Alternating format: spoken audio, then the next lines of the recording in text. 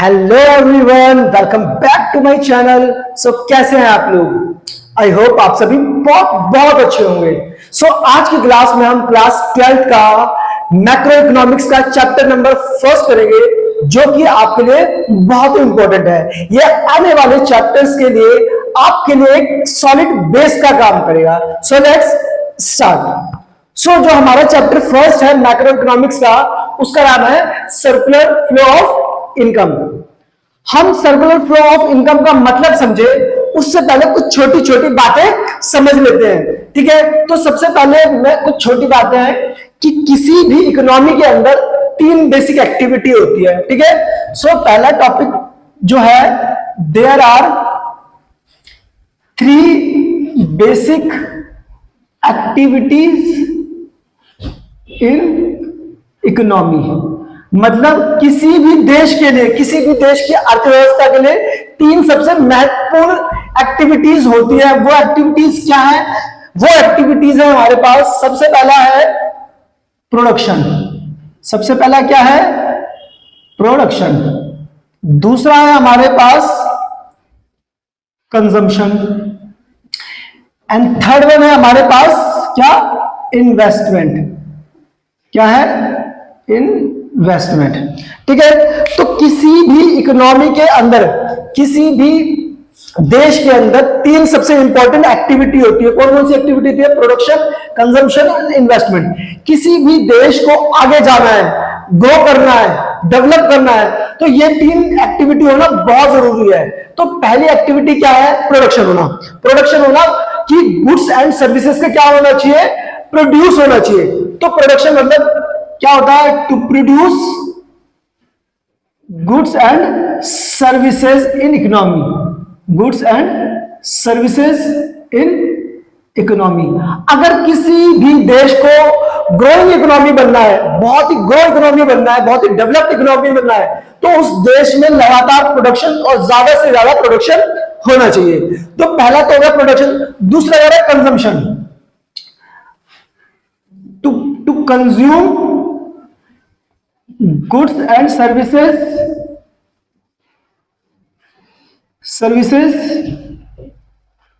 Bye household या in economy. Simple समझ लेते हैं, इन इकोनॉमी।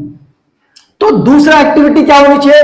दूसरी एक्टिविटी होनी चाहिए कि आपका प्रोडक्शन हो रहा है, प्रोडक्शन के साथ साथ उन गुड्स का क्या होना चाहिए? कंजम्पशन होना चाहिए, क्योंकि प्रोडक्शन का वैल्यू तभी तो होगी जब उसमें लोग उसको कंज्यूम भी करेंगे। ठीक है, तीसरा कह रहा है कि इन्वेस्टमेंट होना चाहिए। इन्वेस्टमेंट का मतलब होता है increase in capital stock. Capital stock का मतलब है, मान लो एक बिजनेस है, एक फैक्ट्री है जहां पे प्रोडक्शन हो रहा है, तो कह रहा है वहां प्रोडक्शन तो होना चाहिए, प्लस वहां पे इंक्रीज होना चाहिए कैपिटल स्टॉक का। इसका मतलब मान लो पहले एक मशीन थी, अब उस मशीन को क्या करना? क्वांटिटी को ग्रो करना, मतलब एक मशीन से 2 मशीन होना। तो 1 से 2 मशीन होना ही क्या है? Increase in capital stock. या इंक्रीज इन कैपिटल स्टॉक को हम कह सकते हैं इंक्रीज इन असेट। ये सिंपल सा वर्ड समझने के लिए, बच्चों के समझने के लिए, इंक्रीज इन असेट।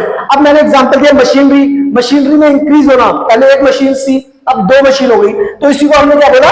इन्वेस्टमेंट। तो ये तीनों किसी भी इकोनॉमी को ग्रो करने के लिए या डेवलप करने के लिए, ये 3 एक्टिविटी बहुत ज्यादा इंपॉर्टेंट है। ठीक है, अच्छा, इस इन्वेस्टमेंट का एक और नाम है, इसको कैपिटल फॉर्मेशन भी बोला जाता है।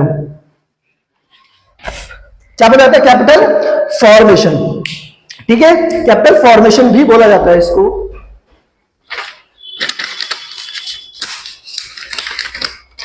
ठीक है, ये 3 एक्टिविटी हो गई।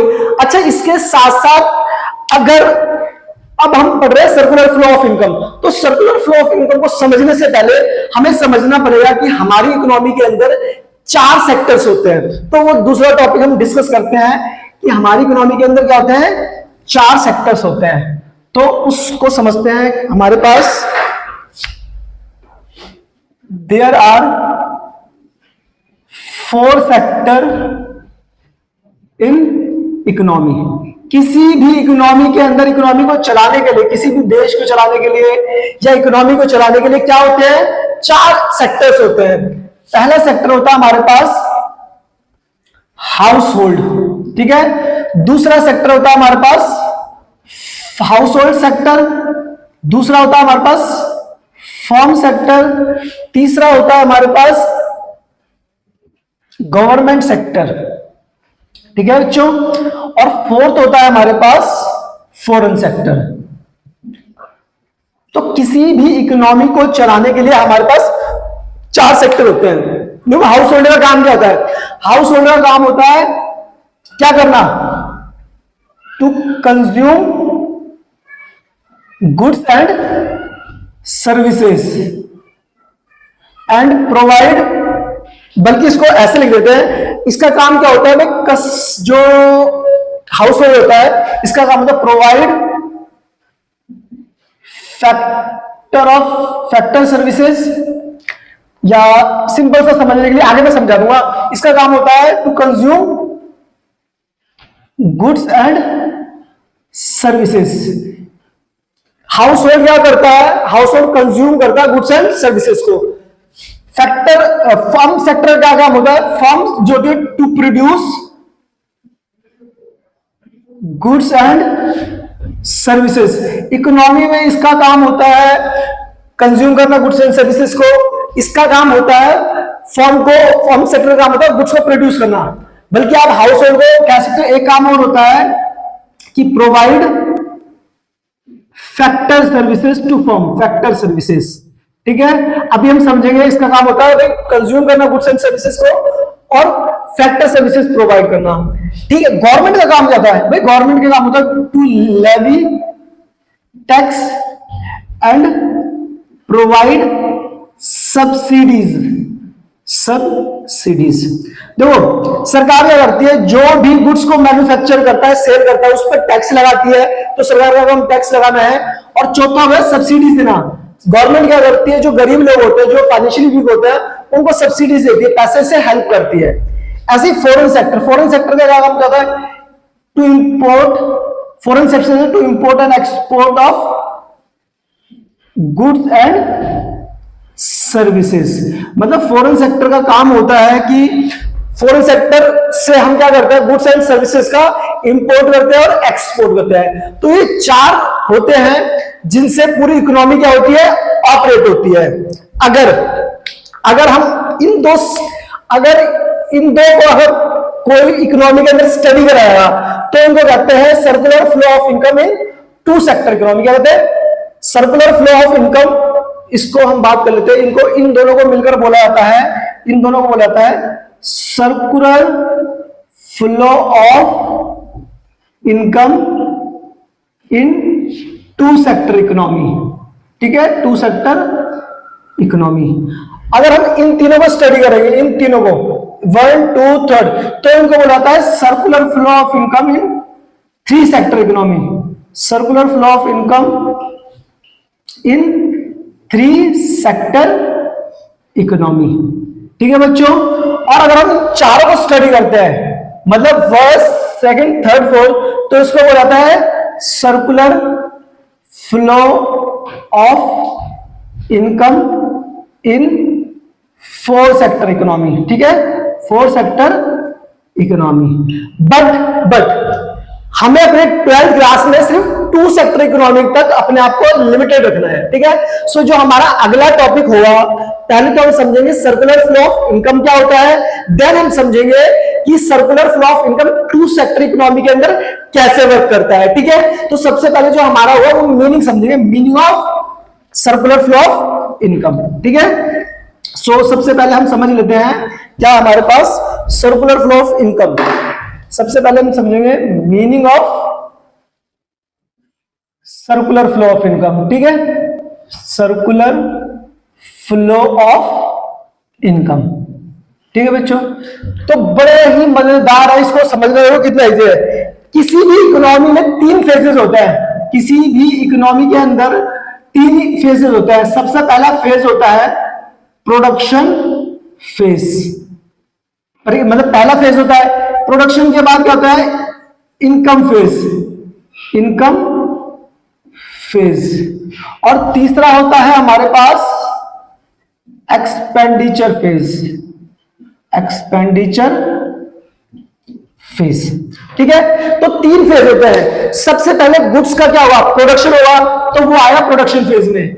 जब प्रोडक्शन होगा तो उससे लोगों की इनकम जनरेट होगी, क्योंकि जो प्रोडक्शन होगा, जिस भी फैक्टर से प्रोडक्शन किए गए होंगे उनको क्या डिस्ट्रीब्यूट कराया, इनकम डिस्ट्रीब्यूट कराया। तो दूसरे फेज क्या आ गया, इनकम फेज। इनकम फेज के बाद क्या हुआ भाई, इनकम फेज के बाद उस इनकम को खर्च कराया, तो थर्ड फेज क्या हो गया हमारा, इनकम फेज। और इनकम, अगर लोग अपनी इनकम खर्च करेंगे उसके बाद वापस क्या होगा, वापस प्रोडक्शन होगा। मतलब पहले प्रोडक्शन हुआ, उससे इनकम जनरेट हुई, तो इनकम फेज आया। इनकम फेज को हम खर्च करेंगे तो एक्सपेंडिचर फेज आया। एक्सपेंडिचर फेज हुआ तो वापस गुड्स एंड सर्विसेज का प्रोडक्शन होगा। और ये साइकिल हमेशा क्या होगी, चलती रहेगी। इसी को हमने क्या बोला, सर्कुलर फ्लो ऑफ इनकम। अब मैं इसको लिखा देता हूं। अगर इसको बहुत सिंपल मीनिंग में बोला है तो circular flow of income, circular flow of income क्या है, इनकम इज साइकिल है ना, ये साइकिल है, ये साइकिल है। साइकिल ऑफ किस चीज का साइकिल है, production phase, income phase and expenditure phase. ये इनका क्या है, साइकिल है। ठीक है, एक्सपेंडिचर फेज बहुत इजी हो गया। अब इसको थोड़ा सा और एक्सप्लेन करते हैं, जो आपकी बुक के अंदर डेफिनेशन दी गई है उसको पहले मैं समझाता हूं। अच्छा मुझे बताओ, प्रोडक्शन फेज क्या होगा, इसके अंदर इनकम जनरेट होगी, तो मैंने बोला जनरेशन ऑफ इनकम। भाई प्रोडक्शन होगा तो इनकम जनरेट होगी, इनकम जनरेट होगी तो इनकम फेज में क्या करेगा, डिस्ट्रीब्यूशन ऑफ इनकम। क्या करेगा, डिस्ट्रीब्यूशन ऑफ इनकम। ठीक है, तीसरे फेज में होगा एक्सपेंडिचर में disposition of income, disposition of income. तो अब देखते हैं हम एक डेफिनेशन और इसी से करेक्ट करके बनाते हैं, थोड़ा सा और अच्छी लगेगी वो। ये भी ठीक है बट ये थोड़ा सा शॉर्ट है, इसमें अच्छे तरीके से समझ में आया, उसमें और अच्छे तरीके से समझ में आएगा। ठीक है, तो हमने बोला circular flow of income, circular flow of income is cycle. तो भाई देखो साइकिल तो आएगा, cycle of generation of income. क्या है, cycle of generation of income in production process. सबसे पहले हमने क्या बोला भाई, जनरेशन ऑफ इनकम होगा प्रोडक्शन प्रोसेस में, सबसे पहले हमने ये बोला। ठीक है, फिर क्या हुआ, एंड अब दूसरे फेज में क्या हुआ, इट्स डिस्ट्रीब्यूशन, इसका डिस्ट्रीब्यूशन हुआ, it's distribution two factor of production, factor of production. इसका क्या मतलब हुआ, देखो इसका मतलब ये हुआ कि जो जो फैक्टर ऑफ प्रोडक्शन, जिन जिन की हेल्प से प्रोडक्शन हुआ उनको क्या डिस्ट्रीब्यूट कराया, income, it's distribution two factor of production. ठीक है, and finally consumption of goods and services. और फाइनली क्या हुआ, फाइनली क्या हुआ, consumption of goods and services in expenditure phase, in the expenditure phase. Third phase में क्या होगा, एक्सपेंडिचर फेज या एक्सपेंडिचर। ठीक है, तो ये भी हमने इससे मिलती जुलती बना दी, इसमें भी थोड़ा बहुत चेंजेस कर सकते हैं बट ये और ये काफी आपको समझने में हेल्प कर देगा। तो हमने क्या बोला, हमने पहले सिंपल सा बोला कि भाई सर्कुलर फ्लो ऑफ इनकम क्या है, सर्कल है जिसमें 3 फेज होते हैं, production phase, income phase, expenditure phase. फिर हमने एक और बोला कि भाई सबसे पहले क्या है, it is a cycle of generation of income. Generation of income किसके अंदर, प्रोडक्शन फेज के अंदर। फिर उसका क्या हुआ, distribution, it's distribution two factor of production. मतलब अभी हम समझेंगे फैक्टर ऑफ प्रोडक्शन क्या होता है, जिन जिनकी हेल्प से प्रोडक्शन हुई है। देखो प्रोडक्शन किस किस की हेल्प से होता है, अगर प्रोडक्शन करना है, अगर आपको प्रोडक्शन करना है तो प्रोडक्शन के लिए क्या क्या होना चाहिए आपके पास, प्रोडक्शन के लिए लैंड होना चाहिए, प्रोडक्शन के लिए लेबर होना चाहिए, प्रोडक्शन करने के लिए कैपिटल होना चाहिए और प्रोडक्शन करने के लिए एंटरप्रेन्योरशिप होना चाहिए। ठीक है, तो ये चीज होना चाहिए, इनकी हेल्प से हमने क्या करा है, प्रोडक्शन करा है। तो लैंड के लिए हमें रेंट पे करना पड़ेगा, है ना। तो लेबर के लिए वेजेस पे करना पड़ेगा, कैपिटल को हमें इंटरेस्ट देना पड़ेगा और एंटरप्रेन्योरशिप को प्रॉफिट देना पड़ेगा। तो यही क्या है, यही इन्हीं की हेल्प से तो हमने क्या करा है, प्रोडक्शन करा है। तो जो ये डिस्ट्रीब्यूट करेंगे हम, इनके जो फैक्टर ऑफ प्रोडक्शन पे करेंगे, ये इनकम बनेगा और इसी को खर्च करा जाएगा। तो इसी के साइकिल को हमने क्या बोला, circular flow of income. So I hope आपको बहुत अच्छे तरीके से सर्कुलर फ्लो ऑफ इनकम समझ में आ गया। अब जो हमारा मेन पार्ट था, जो हमने डिस्कस करा था कि हमारे 12th क्लास में हम circular flow of income 2 sector economy में स्टडी करेंगे, तो अब हम उसको देखते हैं। ठीक है, अब हम देखेंगे circular flow of income in 2 sector economy. तो जरा बड़े ध्यान से देखते हैं, अब आपको ये और अच्छे तरीके से समझ आया फैक्टर ऑफ प्रोडक्शन। ठीक है, तो सबसे पहले हमने देखा circular flow of income in 2 sector economy. 2 sector economy, ठीक है। तो सबसे पहले क्या होता है, 2 सेक्टर इकोनॉमी में हम ये मानते हैं कि हमारे पास क्या है, अभी हमने डिस्कस करा था, एक तो हमारे पास होगा हाउस होल्ड 2 सेक्टर इकोनॉमी के अंदर, ठीक है। दूसरा क्या होगा हमारे पास, दूसरा होगा हमारे पास फर्म। ठीक है, 12th क्लास में वैसे तो हमारे पास 4 सेक्टर होते हैं। कौन कौन से सेक्टर होते हैं, हाउस होल्ड, फर्म, गवर्नमेंट और फॉरेन सेक्टर। बट हमने अपनी स्टडी को लिमिट रखना है हाउस होल्ड और फर्म तक। तो देखो सबसे पहले क्या होता है, हाउस होल्ड क्या करता है, हाउस होल्ड अपनी फैक्टर सर्विसेज देता है। क्या देता है, फैक्टर सर्विसेज प्रोवाइड करता है, फैक्टर सर्विसेज। अब फैक्टर सर्विसेज क्या मतलब, वो फर्म गुड्स का प्रोडक्शन करता है, तो या तो ये कह सकते हैं फर्म इनसे फैक्टर सर्विसेज लेता है, या ये फैक्टर सर्विसेज देते हैं, एक ही बात है। अब वो फैक्टर सर्विसेज हमने अभी पढ़ा था, लैंड, लेबर, कैपिटल और इंटरप्रेन्योरशिप। ठीक है, इंटरप्रेन्योरशिप। तो ये इनकी हेल्प से क्या करता है, फर्म गुड्स का क्या करता है, प्रोडक्शन करता है। अब इनकी हेल्प से फर्म ने प्रोडक्शन कर दिया, तो अब फर्म को क्या पे करना पड़ेगा, इसके बदले फर्म को पे करना पड़ेगा फैक्टर पेमेंट। जो इन्होंने फैक्टर सर्विसेज लिया है उसके बदले इनको क्या पे करना पड़ेगा, फैक्टर पेमेंट। ठीक है, तो फैक्टर पेमेंट क्या होता है, अब देखो फैक्टर पेमेंट होता है भाई, लैंड को पे करना पड़ेगा हमें रेंट, ठीक, लेबर को हमें पे करना पड़ेगा वेजेस, कैपिटल पे करना पड़ेगा इंटरेस्ट, एंड एक्सपेंडिचर जो एंटरप्रेन्योरशिप है उसको क्या देना पड़ेगा, प्रॉफिट। तो सबसे पहला ये फेज हमारा होता है कि हाउस होल्ड फर्म को क्या देगा, फैक्टर सर्विसेज देगा, या फर्म फैक्टर सर्विसेज लेगा, उसके बदले भाई इन ये सर्विसेज लिए तो इसके बदले इनको क्या करना पड़ेगा, फर्म को, हाउस होल्ड को पेमेंट करना पड़ेगा। अभी हमने देखा था जब मैंने आपको बताया था कि हमारे पास 3 फेज होते हैं। कौन कौन से फेज, प्रोडक्शन फेज,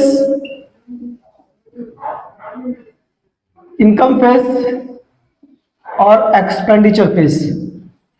तो सबसे पहले क्या हो रहा है, प्रोडक्शन हो गया, प्रोडक्शन हुआ, फर्म ने प्रोडक्शन करा और इनकी इनकम जनरेट हुई। प्रोडक्शन करने से क्या हुआ, इनकी इनकम जनरेट हो रही है, तो भाई प्रोडक्शन करा, इनकी इनकम जनरेट हो गई जिस फैक्टर ऑफ प्रोडक्शन से, इन्हीं को हम क्या कहते हैं, फैक्टर ऑफ प्रोडक्शन भी बोलते हैं। फैक्टर सर्विसेज बोल दो, फैक्टर ऑफ प्रोडक्शन भी बोल दो, फैक्टर ऑफ प्रोडक्शन। इनकी हेल्प से क्या करा इन्होंने, गुड्स का प्रोडक्शन करा। अब देखो क्या होगा, अब गुड्स का वो हो गया, तो अब जो हमारा थर्ड होगा ना, अब ये क्या करेंगे, इनको गुड्स एंड सर्विसेज देंगे। क्या देंगे इनको, गुड्स एंड सर्विसेज। ये इन्होंने इनको क्या करा, गुड्स एंड सर्विसेज देंगे, या ये गुड्स एंड सर्विसेज देंगे, मतलब इसको इंग्लिश में कहेंगे consumption of goods and services, consumption of goods and services. अब एक बार भाई, क्योंकि जो इन्होंने गुड्स बनाए वो बेचेंगे किनको, वापस हाउस होल्ड को ही बेचेंगे, क्योंकि इनके पास अब इनकम आ गई तो खरीद सकते हैं। और चौथा स्टेप क्या होता है, चौथा स्टेप होता है हमारे पास, चौथा स्टेप, अब ये भाई अगर गुड्स कंज्यूम करें तो इसके बदले पेमेंट करेंगे, तो इन्होंने बोला कंजम्पशन एक्सपेंडिचर, इनको क्या बोला है, कंजम्पशन एक्सपेंडिचर। ठीक है, सो दोबारा से ये जो 2 पॉइंट है, जब फर्म ने गुड्स का प्रोडक्शन कर लिया है, जब फर्म ने गुड्स का प्रोडक्शन कर लिया है, तो अब ये अपने गुड्स किसको बेचेंगे, हाउस होल्ड को ही बेचेंगे, और ये गुड्स को या सर्विसेज को लेंगे अपनी सेटिस्फेक्शन के लिए, उसके बाद ये इसकी पेमेंट कर देंगे। तो इसी प्रोसेस को हम क्या कहते हैं, इसी प्रोसेस को कहते हैं circular flow of income in two sector economy. इसी के साथ हमारे पास एक कॉन्सेप्ट और आता है, रियल फ्लो और मनी फ्लो। क्या आता है हमारे पास, real flow and money flow, real flow and money flow, ठीक है। तो इसको रियल फ्लो और मनी फ्लो इसी कॉन्सेप्ट से निकालते। देखो जहां इस पूरे प्रोसेस में 4 एक्टिविटीज हुई है, 4 एक्टिविटीज क्या हुई है इसमें, पहली एक्टिविटीज तो क्या हुई है, ये वाली आप देखोगे, फर्स्ट फैक्टर सर्विसेज दी हुई है, ठीक है। दूसरे में फैक्टर सर्विसेज के बाद फैक्टर पेमेंट फर्म को मिली है। तीसरी एक्टिविटीज हुई है ये वाली जो गुड्स एंड सर्विसेज लिया हाउस होल्ड ने, और चौथी इसके बंदे क्या करिए है, पेमेंट करिए है।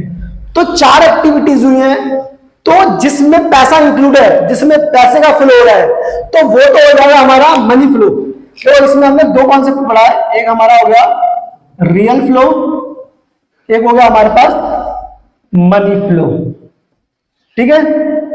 तो जहां पर मनी का फ्लो होगा उसको हम बोलेंगे मनी फ्लो, जहां पर फैक्टर सर्विसेज एंड गुड्स का फ्लो हो रहा है वहां पर हम क्या बोलेंगे, उसको बोलेंगे रियल फ्लो। जैसे ठीक है, क्योंकि अगर आप देखोगे, अगर आप देखो first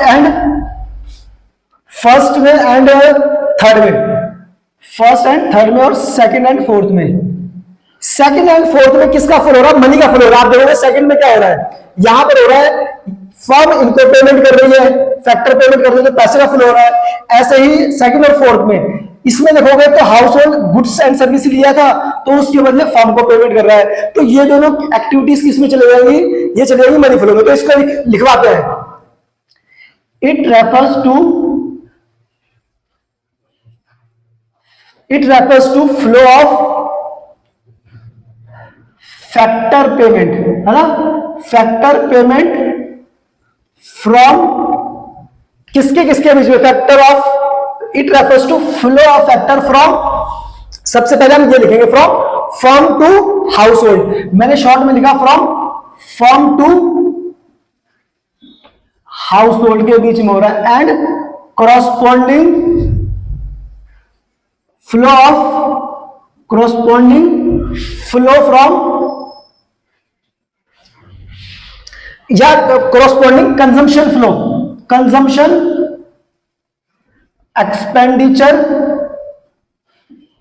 from household to firm, अगर आप देखोगे दूसरे में क्या हो रहा है, पहले में फ्लो हुआ पेमेंट का, factor of flow of factor payment किसके किसके बीच में, फर्म से लेकर हाउस होल्ड के बीच में, ठीक है। और फिर house hold expenditure, consumption expenditure का फ्लो हुआ हाउस होल्ड से फर्म के बीच में। सेकंड और फोर्थ मैंने बता भी दिया, सेकंड एंड फोर्थ। अब फर्स्ट सेकंड में क्या हो रहा है, गुड्स का फ्लो हो रहा है और किसका फ्लो हो रहा है, फैक्टर सर्विसेज का। यहां पे पैसे का फ्लो नहीं हो रहा, जिसको हमने बोला रियल फ्लो। तो इसको बोला it refers to flow of factor services कहां से कहां तक, from household to firm and corresponding, इसके विपरीत क्या हो रहा है, corresponding consumption of goods and services,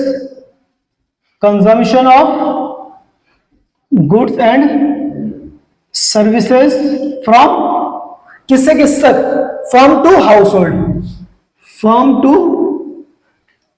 hold, ठीक है। तो ये आपका कॉन्सेप्ट रियल फ्लो और मनी फ्लो का कंप्लीट हो गया। अच्छा, इसको रियल फ्लो को एक और नाम से भी जाता है, इसको कहते हैं फिजिकल फ्लो। क्या कहता है, फिजिकल फ्लो, और इसको कहते हैं मॉनेटरी फ्लो। क्या कहते हैं, मॉनेटरी फ्लो, ठीक है।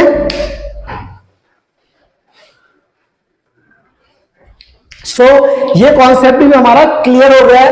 अब इसके पास एक छोटा सा कॉन्सेप्ट हमारे पास रह जाता है, जिसका नाम है हमारे पास स्टॉक एंड फ्लो कॉन्सेप्ट, ठीक है। इसके बाद हमारे पास एक कॉन्सेप्ट रहता है, इसको कहते हैं stock and flow concept.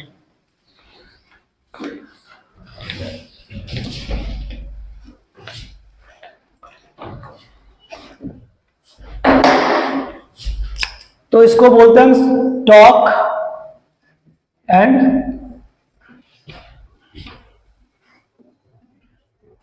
Flow concept. तो वन बाय वन समझते हैं इसको। पहले हम समझते हैं स्टॉक क्या होता है, पहले मैं लिखवा देता हूं, देन मैं आपको समझाऊंगा। दूसरा फ्लो, तो हमने बोला it refers to that variable which can be measured at a point of time, at a point of time। तो उसको हम, जिसको हम एक पॉइंट पर मेजर कर सकते हैं, एक एट ए पॉइंट, एक पॉइंट पर मेजर कर सकते हैं, उसको कहते हैं हम स्टॉक। और it refers to that variable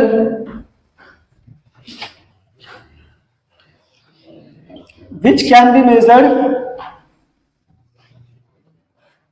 at a period of time, at a period of time।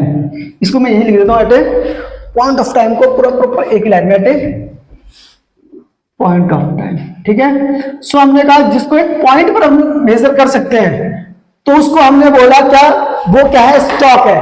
और जिसको एक पीरियड में मेजर करा जाता है, वो क्या होता है, वो हमारा होता है फ्लो कॉन्सेप्ट। तो अगर हम इसके एग्जांपल की बात करें, तो सबसे पहला हम बात करते हैं नेशनल वेल्थ, नेशनल वेल्थ या नेशनल कैपिटल, नेशनल कैपिटल। ठीक है, और वहीं अगर बात करें यहां पर एग्जांपल की, तो इसका होता है नेशनल इनकम। देखो समझते हैं, जब भी किसी भी देश का नेशनल वेल्थ के बारे में पूछा जाएगा ना, तो वो एक पॉइंट पर बताया है। जैसे मान लो ये पीरियड है हमारे पास 1/4/2024 और यह है 31/3/25। मान लो नेशनल वेल्थ जो होती है वो एक पॉइंट पर बताई, जैसे आज एक पॉइंट है, मान लो आज है 1/4/2024। तो अगर नेशनल वेल्थ पूछी जाती है किसी भी देश की, नेशन की, मान लो से इंडिया की पूछेगी, इंडिया की बताया भाई 1 लाख मिलियन डॉलर है, 1 लाख मिलियन डॉलर भारत की वेल्थ है। तो ये एक पॉइंट पर है, इसके बाद हो सकता है ये इंक्रीज हो जाए या इसके बाद ये डिक्रीज हो जाए। तो हमेशा जिसको हम एक पॉइंट पर बताते हैं वो नेशनल वेल्थ होती है। ऐसे ही नेशनल की देश की कैपिटल कितनी है, इसको भी सेम एज इट इज एक पॉइंट पर बताया जाता है, क्योंकि ये भी उसके बाद इंक्रीज डिक्रीज हो सकती है। ठीक है, आप कभी आपने किसी से पूछा भाई अंबानी की कैपिटल कितनी है या अंबानी की वेल्थ कितनी है, तो वो एक पॉइंट पर होती है, क्योंकि उसके बाद क्या होता है, उसमें चेंजेस भी होते हैं। आपने देखा होगा ऊपर नीचे वो होते रहते हैं। ठीक है, बट अगर आप बात करते हो जिसको पीरियड में मेजर किया जाता है, नेशनल इनकम, तो जो नेशन की इनकम होती है पूरे साल की होती है, एक दिन की किसी की इनकम नहीं होती है।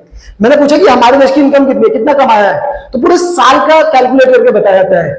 या और एग्जांपल देखें तो मैं अगर बात करूं, अगर हमारे बैंक बैलेंस, जो बैंक बैलेंस होता है वो एक पॉइंट देकर बताया जाता है, या बैंक बैलेंस बोलते हो आप नहीं, बैंक बैलेंस को बोला जाता है भाई इस टाइम मेरा बैंक बैलेंस लाख रुपए, 90,000 रुपए, 10 लाख है, 1 करोड़ है।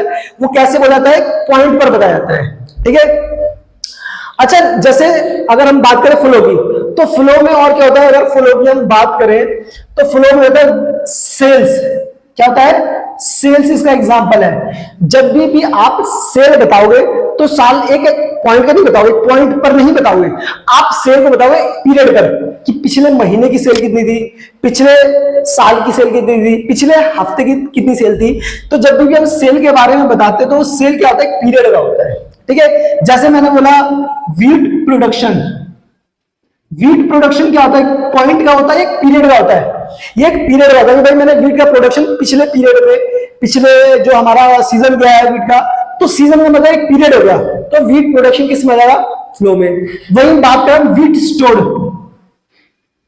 वीट स्टोर्ड, तो वीट स्टोर क्या होगा, वीट स्टोर होता है हमारे पास कि हमने वीट कितना स्टोर कर रखा है, एक पॉइंट पर बताते हैं भाई इस पॉइंट पर हमारे पास 100 टन वीट स्टोर है, बट वीट का प्रोडक्शन एक पीरियड में बताता है।